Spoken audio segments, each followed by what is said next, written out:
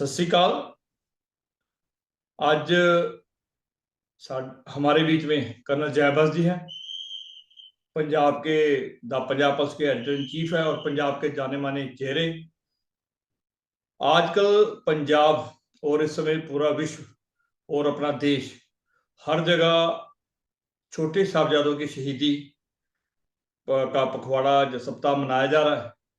और पंजाब में खासकर फतेहगढ़ साहब 3 दिन का जोड़ मेला भी स्टार्ट हो गया और उसमें कई तरह के कार्यक्रम और लोगों का मिलना। और इस समय पंजाब की जो परंपरा है उनके दुख में जमीन पे सोना और कुछ नई चीजें ना करना, कुछ ऐसी परंपराएं कुछ चल रही है 1705 से, जब से शहीदी हुई है।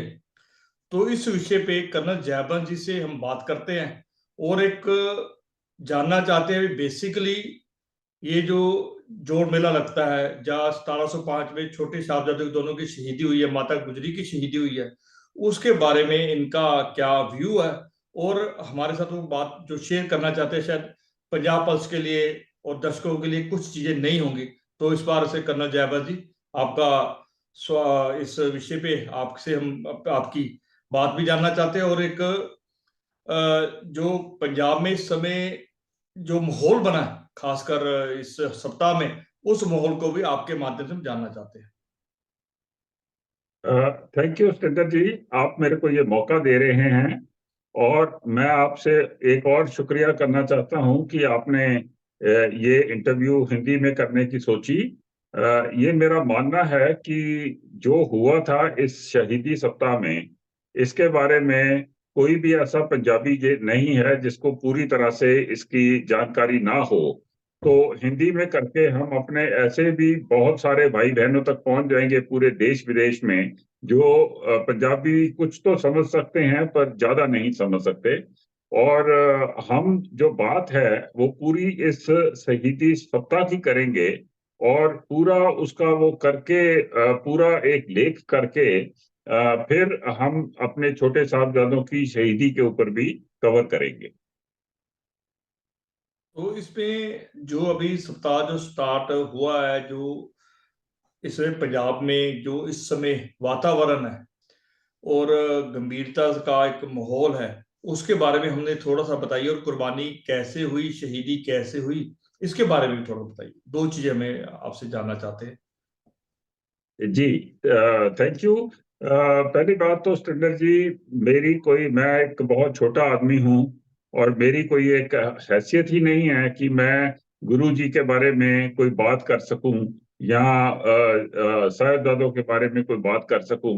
पर जो मेरे को थोड़ा बहुत पता है वो मैं शेयर इसलिए करता हूं ताकि इस बात को ज्यादा से ज्यादा लोगों तक पहुंचाया जाए। उनकी शहादत और उससे मानवता का क्या फायदा हुआ, उसका एक तरह से लोगों को बताया जाए और इसके ऊपर एक इस बहुत ऐतिहासिक घटना के बारे में थोड़ी रोशनी दी जाए। अपनी बात शुरू करने से पहले मैं ज्यादा कंफ्यूज नहीं करना चाहता इशू को। थोड़ा सा मैं बता दूंगा इसका पिछला जो बातचीत थी, तो ताकि फिर हम यहाँ तक पहुंच सकें। कोई ज्यादा मैं किसी डेट में नहीं पढ़ना चाहता क्योंकि उससे फिर ज्यादा कंफ्यूज हो जाता है इशू। सुनो जी, ठीक है जी। ये जो पूरी घटना है ये अनंतपुर साहिब से शुरू हुई थी। तो अनंतपुर साहिब को 1665 में गुरु तेग बहादुर जी ने ये जमीन खरीद के वहां एक जगह बनाने की सोची थी, रिहाइश की सोची थी, जिसका नाम उन्होंने चक नानकी दिया था। पर वो खरीद के ही वो दे गए थे अपने सिखों को उसको बनाने के लिए और खुद वो प्रवास के लिए चले गए थे। और वो प्रवास के ऊपर कम से कम कोई 10 साल रहे हैं। 1675 तक वो प्रवास पर रहे हैं। और गुरु गोविंद सिंह जी का उसी प्रवास में पटना में 1666 में उनका जन्म हो गया था। तो इस तरीके से उसके बाद फिर अनंतपुर साहिब में जब वापस आ गए हैं, गुरु गोविंद सिंह जी छोटे थे, तो उसके बाद फिर वहां से ये शुरू हुआ काम। और गुरु गोविंद सिंह जी जो हैं वो उन्होंने अनंतपुर साहिब में ही खालसे की स्थापति की थी 1699 में। और उसके बाद फिर ये जो विवाद है वहां के पहाड़ी राजों के साथ, ये विवाद शुरू हो गया क्योंकि पहाड़ी राजाओं ने देखा, उनको लगा कि बहुत ज्यादा ये ताकत बढ़ती जा रही है और वो इनसिक्योर हो गए थे। तो इस वजह से ये जो विवाद शुरू हुआ। हालांकि गुरु गोविंद सिंह जी का कोई भी इरादा नहीं था किसी के साथ लड़ाई लड़ने का। वो तो सिर्फ अपने धर्म का, जो सिख धर्म है और जो खालसा धर्म है, जो जिसकी बुनियाद राइटियसनेस पर है, सच्चाई पर है, और इनजस्टिस को लड़ना, कि मतलब किसी के साथ कोई जुल्म हो रहा है उसके खिलाफ लड़ने के ऊपर ही उसकी बुनियाद रखी गई थी। अब जो वहां के जो छोटे राजे थे उस एरिया के, आज के जमाने में जो, अभी तो राज खत्म हो गया, पर उस एरिया में काफी राजे हुआ करते थे। वो उनके पास भी बहुत बड़ी सेना थी, पर वो फिर भी गुरु गोविंद सिंह जी के साथ टक्कर लेने से थोड़ा सा घबराते थे। तो इसलिए उन्होंने मुगल्स से मांगी, मदद मांगी, और मुगल्स ने उनको मदद देने के लिए हाँ कर दिया। अब ये सोचने वाली बात है कि कितनी बड़ी सेना होगी वो, जिसमें कि मुगल भी थे। मुगल में जो सरहंद का जो गवर्नर था, सरहंद की सारी फोर्सेस थी, मलेरकोटला की सारी फोर्सेस थी, फिर पहाड़ी राजों की सारी फोर्सेस थी।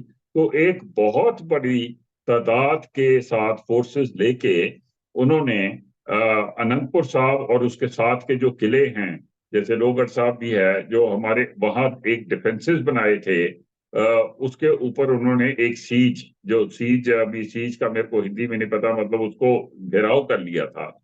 और वो जो घेराव है वो 7 महीने तक चला। 7 महीने तक ये इतनी बड़ा जो काफिला है, ये सिखों को उनके किलों में से निकाल नहीं सके, उनके साथ ये लड़ाई नहीं लड़ सके और उनको हरा नहीं सके।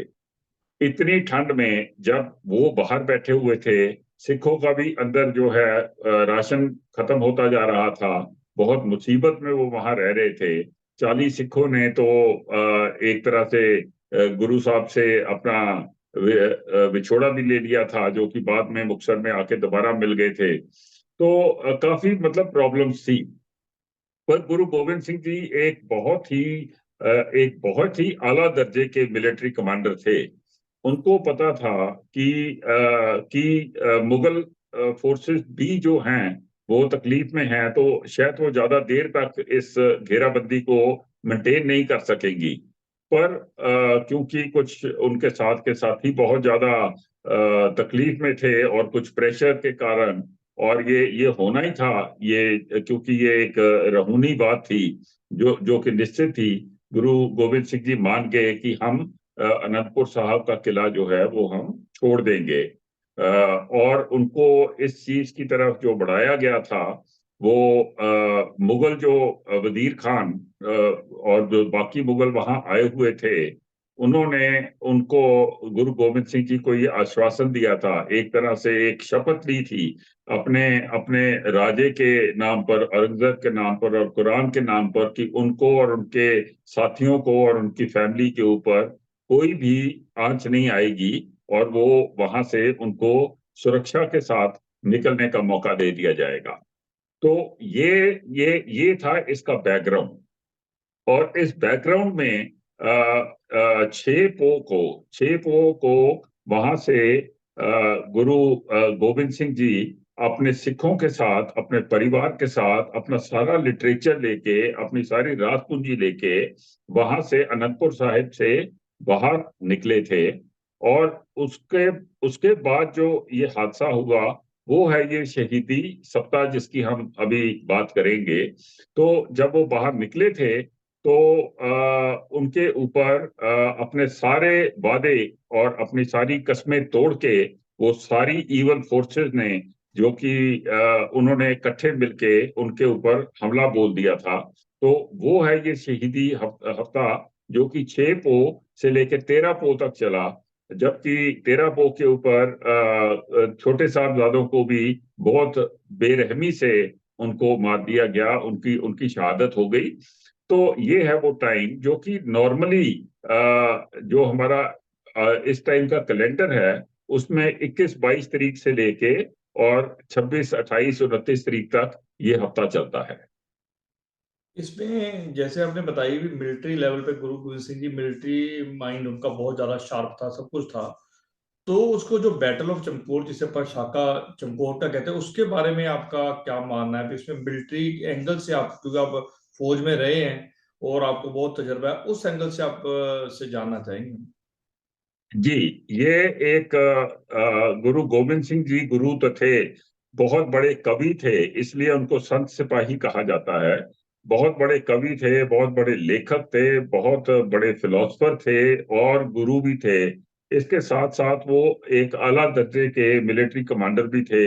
उनके जैसा मिलिट्री कमांड मेरा ख्याल कुछ कम ही ऐसे जनरल्स होंगे मिलिट्री के इतिहास में, क्योंकि उन्होंने एक ऐसी कम्युनिटी जो कि सिर्फ फार्मिंग करती थी, जो कि बड़ी पीस लविंग कम्युनिटी थी, जो कि सिर्फ शांति में रहती थी, उसमें ऐसा जज्बा भर दिया, उनको ऐसे तरीके से मिलिट्री तरीके से उनको तैयार किया कि वो एक पूरी दुनिया की एक सबसे बड़ी एक मिलिट्री फोर्स बन गई और दो एम्पायर्स को तोड़ के उसने एक एक अपनी सिख एम्पायर को खड़ा किया। तो उनका जो मिलिट्री एक्यूमेंट था, लीडरशिप क्वालिटी थी और मिलिट्री एक्यूमेंट था, मिलिट्री उनकी जो सिखलाई थी और जो उनकी स्ट्रेटेजी थी वो बहुत ही आला दर्जे की थी। अभी अगर हम इस टाइम का देखें, 6 पोह का टाइम देखें, तो आपको एक तरह से जो मिलिट्री की जो बात होती है स्थिति जी, उसमें सबसे पहले टेरेन के बारे में, उस एरिया के बारे में देखना बहुत जरूरी होता है, उसको विजुलाइज करना पड़ेगा। आज जिस तरीके से जो अनंतपुर साहिब है और जो वहां का सरसा नदी है, उस टाइम पर इससे बहुत अलग थी। मेरा तो ये गुजारिश है सिख कम्युनिटी को कि पंजाब को, कि कम से कम हमें कुछ एरिया तो वहां का उस तरीके से बिल्कुल बना देना चाहिए जैसा कि उस टाइम पर था, ताकि ताकि लोगों को एक तरह से पूरी तरह से पता लग जाए कि क्या मुश्किलें थी और किस तरीके से ये जंग लड़ा गया और क्या इसके बारे में हुआ। तो वो बड़ा हाईली फॉरेस्टेड एरिया था और जो अभी सड़क निकली है उस सड़क से अलग वहां से रास्ते थे, जंगल के बीच में से रास्ते थे जहां से निकलना था। तो आइडिया ये था कि एक तरफ सतलुज था, तो सतलुज में तो काफी बाढ़ आई हुई थी, इस टाइम के ऊपर पानी ज्यादा था। तो ये सोचा गया था कि सतलुज की जो ट्रिब्यूटरी है सरसा नदी, जो कि अनंतपुर साहब उनके जहाँ थे वहां से मेरे ख्याल कोई 20 एक किलोमीटर के ऊपर होगी या थोड़ी ज्यादा होगी, तो उसको क्रॉस करके तो दूसरी तरफ जाके फिर वो उन्होंने अपना कोई ठिकाना ढूंढने की सोची थी, ऐसा उनका प्लान था। तो मुझे लगता है कि जब मुगलों ने उनको ये दिया था, आश्वासन दिया था कि हम आपको जाने देंगे, तो गुरु साहब ने जरूर उनसे कहा होगा कि आप जहां यहाँ से निकल के दूर चले जाइए, ताकि ताकि हमें ये पक्का हो जाए कि आप हमारे ऊपर अटैक नहीं करेंगे। हो सकता है इसके बारे में मैं मिलिट्री तरीके से सोच रहा हूँ कि कैसे हुआ होगा। तो उन्होंने ये पक्का भी कर लिया होगा कि वो वहां है नहीं है, तो मुगल जो है थोड़े पीछे भी हट गए होंगे, ये हो सकता है। तो वो वहां से जब वो पीछे हटे हैं, तो फिर ये पूरा पूरा ये काफिला लेके आए हैं, बाहर आए हैं, अनंतपुर साहब इन्होंने पूरी तरीके से छोड़ दिया है। पर कोई 10 किलोमीटर के अंदर ही एक जगह थी, शाही टिब्बी। शाही टिब्बी पर जाके मुगलों ने अटैक कर दिया था गुरु साहब के ऊपर। तो वहां से जो इनकी लड़ाई है वो वो शुरू हो गई। शाही टिब्बी के ऊपर फिर गुरु साहब की फोर्सेस ने एक रियर गार्ड एक्शन जिसको कहते हैं, कि कुछ जो सिख हैं उन्होंने एक तरह से पीछे की तरफ एक घेरा डाल के तो दुश्मन का सामना शुरू कर दिया और बाकी जो काफिला है वो चलता रहा। और ये जो लड़ाई है, आप अभी ये, मैं चाहूंगा कि दर्शक इसके बारे में सोचें। एक तो इतनी ज्यादा ठंड, रात को कुछ नजर नहीं आता, ऊपर से मतलब जो अभी की ठंड है इससे दुगनी ठंड होगी उस टाइम के ऊपर, इतना जंगल का एरिया, उसमें से ये जा रहे हैं, ऊपर से इनके ऊपर अटैक हो गया। पर ये कुछ सिखों ने उस अटैक को रोकने के लिए अपना एक घेरा कर दिया एक डिफेंस बना दिया, और ये लोग अपने घोड़े और जो कुछ पैदल और सारा सामान लेके चलते गए, और सरसा नदी तक, सतेंद्र जी, ये लड़ाई चलती रही। आप अंदाजा लगाइए कि 6 पो को ये कितनी ज्यादा ये लड़ाई हुई है। सरसा नदी के ऊपर जहां अभी गुरुद्वारा विछोड़ा साहिब बने हैं, वहां पर इन्होंने सरसा नदी को क्रॉस करने की कोशिश की, और तब ये 3 टोलियों में बंट गए। एक तो गुरु साहब और सारा फौज चली गई, एक माता गुर्जर कौर जो है वो दूसरी तरफ को निकल गए, और माता साहिब देवा और वो तीसरी तरफ को निकल गए। वहां पर इनका बिछोड़ा हो गया, ये इकट्ठे नहीं रह सके, क्योंकि रात की कंफ्यूजन में और लड़ाई की कंफ्यूजन में ये एक दूसरे से बिखर गए, पता नहीं लगा कि क्या हुआ है। तो ये था वहां तक का वाक्या। तो जैसे मैंने वाक्य बताया, उसके बाद जो सबसे, जिसे कहते हैं आज तक का क्रूअल इंसिडेंट, आतंकवादी घटना, दोनों बच्चों को, दोनों छोटे साहबजादों को, बाबा जोरावर को और बाबा फतेह सिंह को ब्रिक्ड अलाइव कर दिया जाता है वजीर खान के ऑर्डर के बाद। फिर उसके बाद माता गुजरी का भी एकदम भगवान को मिलना हो जाता है।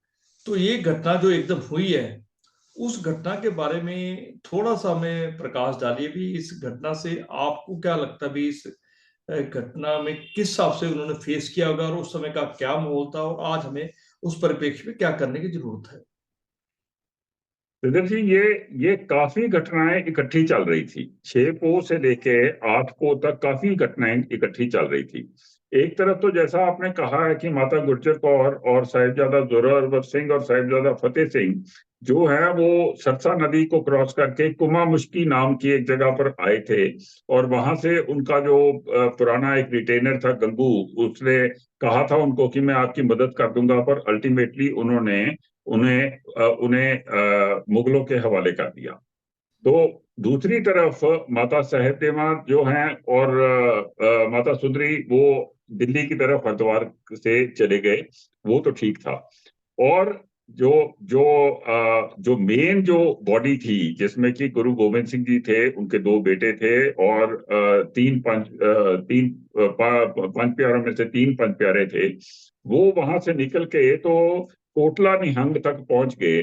और कोटला निहंग में जाके तब तक आप समझिए कि रात का टाइम है, जंगल का एरिया है, सरसा नदी ये पार कर गए हैं। मुगल जो है वो सरसा नदी पार नहीं कर सके, क्योंकि उनको वहां भाई उदय सिंह ने रोक के तो बहुत बड़ी लड़ाई लड़ी थी।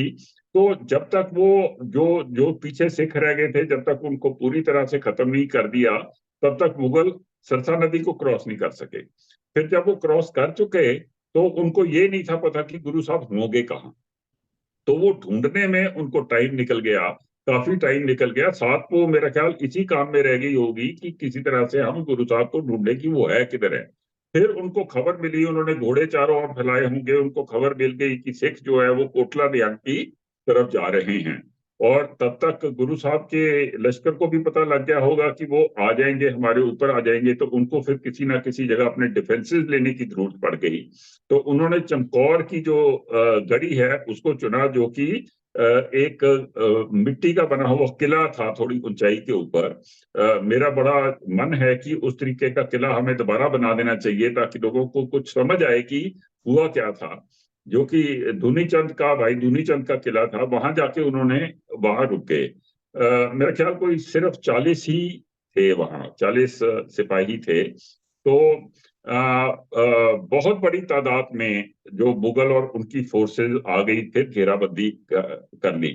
पर इसमें एक बात समझने वाली है सतेंद्र जी, इतना उनको डर था, इतना डर था उनको गुरु गोविंद सिंह जी का, कि ये जानते हुए कि उनकी इतनी ज्यादा फोर्सेज जो है खत्म हो चुकी हैं और वो वहां बैठे हैं, उनकी अटैक करने की हिम्मत नहीं पड़ी।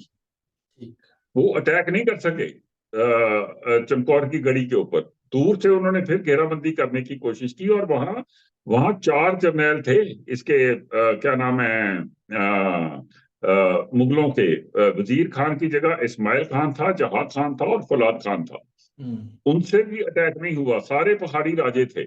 और वहां पर जिस तरीके से गुरु गोविंद सिंह जी ने डिफेंस किया, ये एक मिलिट्री के मामले में एक मिसाल है। उन्होंने चारों ओर से लोगों को अटैक करवाते थे, तीरों के साथ अटैक कराते थे, ताकि पता ही ना लगे कि लोग इतने कम हैं।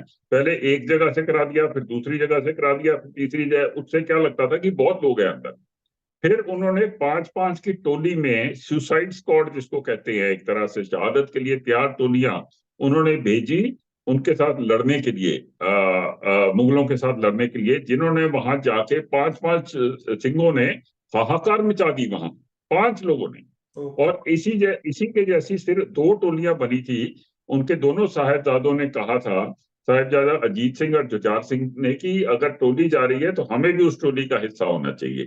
तो एक टोली में बाबा अजीत सिंह थे, उनके साथ थे एक पंज प्यारे भाई मोहकम सिंह।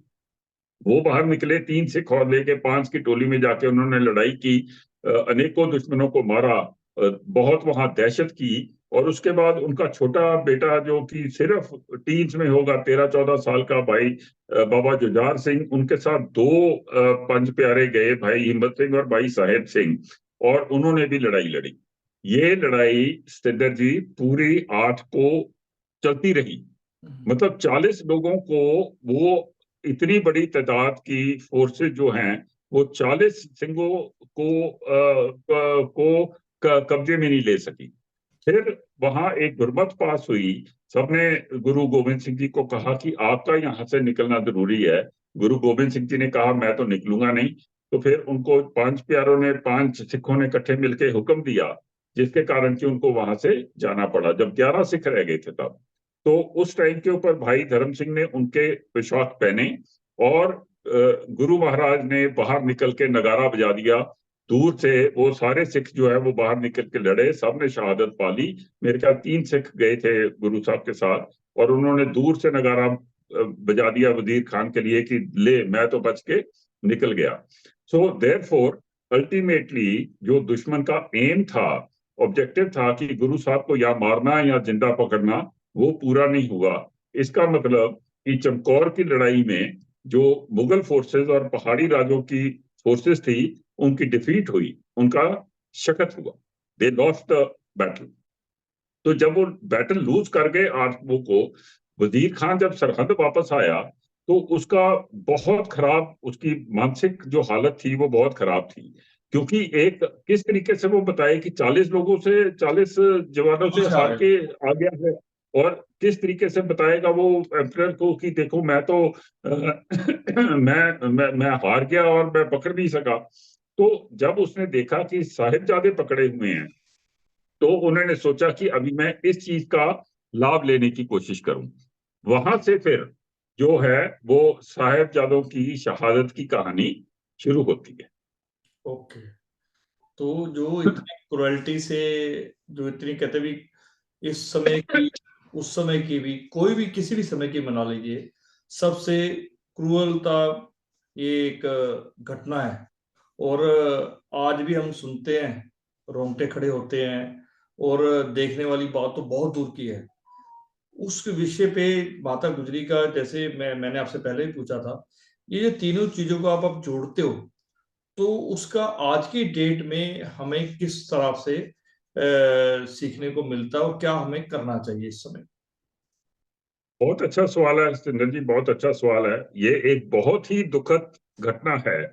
ऐसी घटना है कि इसके साथ की कोई मिसाल दुनिया में है ही नहीं है। इतनी बर्बर तरह, बारबैरिटी जिसको कहते हैं, इतनी बारबैरिटी किसी भी लीडर ने कभी जिंदगी में दिखाई नहीं, जिस तरीके से वजीर खान ने वहां कर दिया था औरंगजेब के नाम के ऊपर। वो छोटे बच्चों को पकड़ के, वजीर खान ने 2 चीजें सोची थी। वजीर खान ने सोचा था कि एक तो जब तक ये बच्चे मेरे पास हैं, तब तक गुरु गोविंद सिंह जी मेरे ऊपर हमला नहीं कर सकते। अब देखो हालत क्या हो गई थी, कि वजीर खान को डर था कि गुरु गोविंद सिंह जी जो बच गए हैं वो मुझे छोड़ेंगे नहीं, इतना डर गया था वो। तो उसने ये सोचा कि बच्चे जब मेरे पास हैं, पर बच्चों को अपने पास कैसे रखना है। तो उसने सोचा कि मैं इन बच्चों को मुसलमान बना देता हूँ। हम्म। उसने बच्चों को जो जहां की चीजें कही, हम तुम्हें बादशाह बनाएंगे, हम तुम्हें राजों के जैसे रखेंगे, आप इस्लाम कबूल कर लो। पर वो छोटे बच्चे, 8 साल 7 साल 9 साल के बच्चे, वो बिल्कुल इस बात को माने नहीं। जब वो माने नहीं तो वजीर खान ने उनके ऊपर प्रेशर डालने के लिए उनको टॉर्चर करना शुरू कर दिया, ठंडे बुर्ज में रख दिया, उनको भूखा रखा। तो इतने छोटे बच्चों के साथ इस तरीके से उसने बिहेव किया। तो साथ में माता गुर्जर कौर भी थे, वो उनको कहानियां सुनाते थे, उनका दिल रखते थे। तो 2 3 दिन इसी बात में, 2 दिन तक इसी बात में हो गए। 2 दिन वो ट्रायल चलता रहा। 2 दिन तक वजीर खान और उसके लोग सारे, उसके साथी उनको मनाते रहे, बच्चे नहीं माने इस्लाम कबूल करने के लिए। फिर वो डरता था वजीर खान की उनको मारने के लिए, पर उनका एक दीवान था हिंदू, उसने उनके ऊपर जोर डाला कि अगर आप इनको नहीं मारोगे तो ये बड़े होके आप ही का गला काट देंगे। तो उसने डिसाइड कर लिया कि मैं इनकी हत्या कर दूंगा।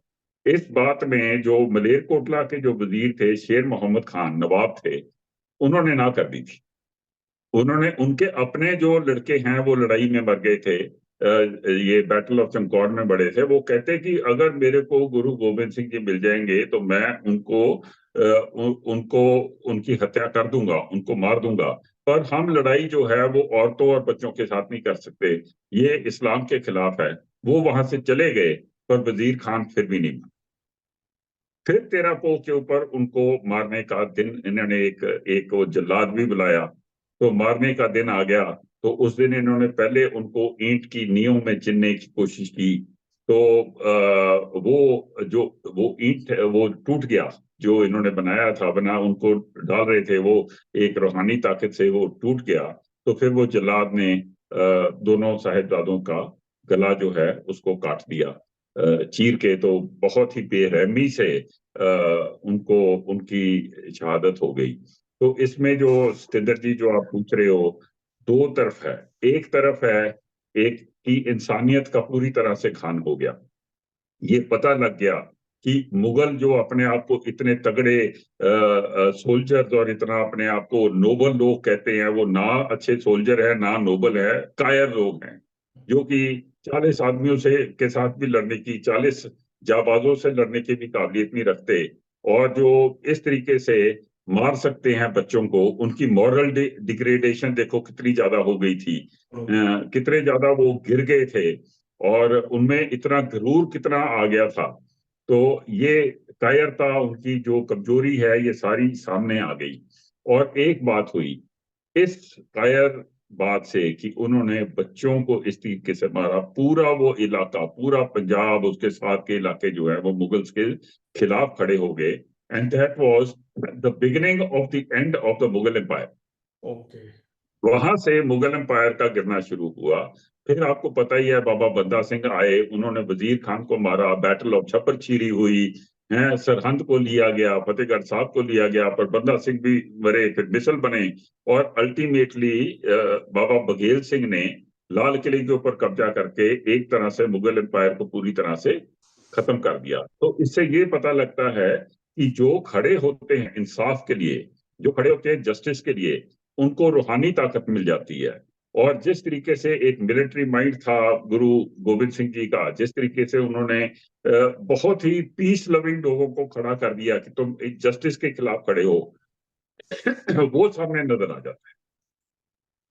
तो सर करण साहब साਡਾ समय भी खत्म हो रहा है, तो एक लास्ट प्रश्न है भी ਪਿਛਲੇ ਸਾਲ ਤੋਂ ਅਸੀਂ ਸੈਂਟਰ ਗਵਰਨਮੈਂਟ ਨੇ ਇਸ ਨੂੰ ਬਾਰ ਵੀਲ ਦਿਵਸ ਮਨਾਉਣਾ ਸ਼ੁਰੂ ਕੀਤਾ ਹੈ, ਉਸ ਦੇ ਬਾਰੇ ਤੁਹਾਡਾ ਕੀ ਮੰਨਣਾ ਹੈ ਇੱਕ ਅੱਧੇ ਮਿੰਟ ਦੇ ਵਿੱਚ, ਤਾਂ ਕਿ ਸਾਡਾ समय भी खत्म हो रहा है। सतेंद्र जी, मेरा मानना है कि ये जो हमारी सरकार ने ये एक पहल ली है कि चिल्ड्रन डे हमारा जो है वो वीर बाल दिवस की तरह मनाया जाए, तो ये बहुत एक अच्छी बात है, बहुत एक एक नोबल थॉट है। और ये बहुत दूर जाएगी पूरे देश को प्रेरित करने में कि वो किस तरीके से उनको अपने साहिबजादों से प्रेरणा लेनी है, बच्चों को प्रेरणा लेनी है, सबको लेनी है कि कैसे तुम जुल्म के खिलाफ खड़े होते हो, कैसे तुम सच्चाई के लिए खड़े होते हो, और किस तरीके से तुम्हें अपने आप को रखना चाहिए, ये प्रेरणा है। तो वीर बाल दिवस मेरे हिसाब से एक बहुत ही अच्छा इनिशिएटिव है गवर्नमेंट का। ਕਰਨਲ ਸਾਹਿਬ ਤੁਹਾਡਾ ਬਹੁਤ-ਬਹੁਤ ਸ਼ੁਕਰੀਆ। ਪੰਜਾਬ ਪਲਸ ਦੇ ਦਰਸ਼ਕਾਂ ਨੂੰ ਨਵੀਆਂ ਚੀਜ਼ਾਂ ਵੀ ਪਤਾ ਲੱਗਣਗੀਆਂ, ਕੁਝ ਪੁਰਾਣੀ ਚੀਜ਼ਾਂ ਸਾਡਾ ਰਿਵਾਈਜ਼ ਵੀ ਹੋਣਗੀਆਂ, ਦੇਸ਼ ਦੇ ਵਿੱਚ ਵੀ ਜਾਏਗੀ। ਔਰ ਮੇਰੇ ਸਾਰੇ ਦਰਸ਼ਕਾਂ ਨਾਲ ਸਾਡੇ ਪੰਜਾਬ ਪਲਸ ਦੇ ਜਿੰਨੇ ਵੀ ਇਸ ਦੇ ਵਿਊਅਰਸ ਹੋਣਗੇ, ਸਾਰਿਆਂ ਨੂੰ ਰਿਕੁਐਸਟ ਹੈ ਵੀ ਸਾਨੂੰ ਪੰਜਾਬ ਪਲਸ ਨੂੰ ਲਾਈਕ ਕਰੋ ਤਾਂ ਕਿ ਸਾਡੀ ਜਿਹੜੀ ਪਹੁੰਚਣ ਦੀ ਤਾਕਤ ਹੈ ਉਹ ਹੋਰ ਵਧੇ। ਕਰਨਲ ਸਾਹਿਬ ਤੁਸੀਂ ਸਾਡੇ ਵਿੱਚ ਆਏ, ਰੈਗੂਲਰ ਆਉਂਦੇ ਰਹਿੰਦੇ, ਤੁਹਾਡਾ ਬਹੁਤ ਬਹੁਤ ਸ਼ੁਕਰੀਆ।